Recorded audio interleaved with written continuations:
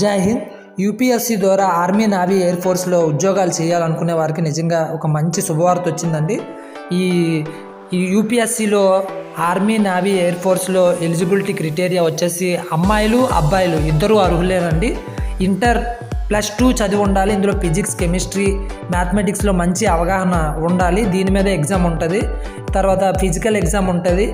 ఈ ఎగ్జామ్ కనుక క్వాలిఫై అయితే 4 సంవత్సరాల పాటు మళ్ళీ మీకు ట్రైనింగ్ ఉంటుందండి. దాంట్లో మళ్ళీ ఈ డిగ్రీ చదివిస్తారు.